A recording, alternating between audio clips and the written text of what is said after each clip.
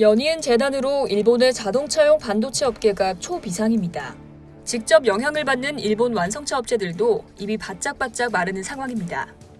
일본 차량용 반도체 업체끼리 품앗이를 하며 위기를 극복하려 했지만 화재와 지진이 엎친 데 덮친 격으로 엄습하자 타격이 이만저만이 아닌데요. 전 세계적인 차량용 반도체 대란 속에 일본 업체들이 존재감을 과시할 수 있는 기회였지만 이딴 재난으로 오히려 발을 동동 구르고 있는 상황입니다. 악재의 시작은 지난해 10월입니다. 일본 미야자키현에 있는 아사히 카세이 차량용 반도체 공장에서 화재가 일어나 생산이 완전 중단됐습니다. 현지 보도에 따르면 공장 5층에서 발생한 화재가 확산됐고 건물 구조의 일부가 무너질 정도로 화마가 번졌습니다.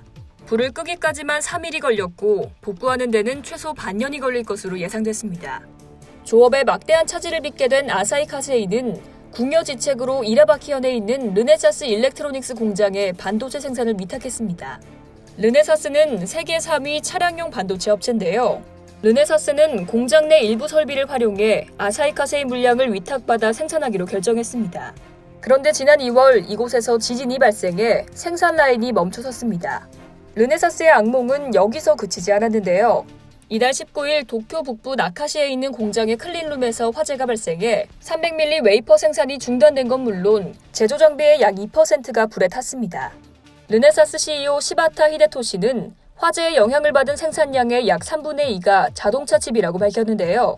그는 한 달 동안 조업이 중단될 경우 매출액이 약 170억엔, 우리 돈 1764억 원 정도가 감소할 것이라고 덧붙였습니다.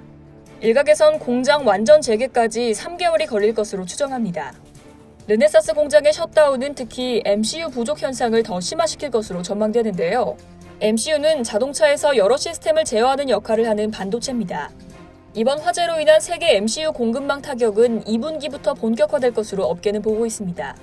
차량용 반도체 부족으로 가뜩이나 사정이 어려운 일본 완성차 업체들의 시름도 더 깊어지고 있습니다. 도요타, 혼다, 닛산 등 일본 메이커들은 반도체 품귀 현상으로 인해 생산량을 40% 이상 줄이게 된 것으로 알려졌습니다. 이상 여의도TV였습니다.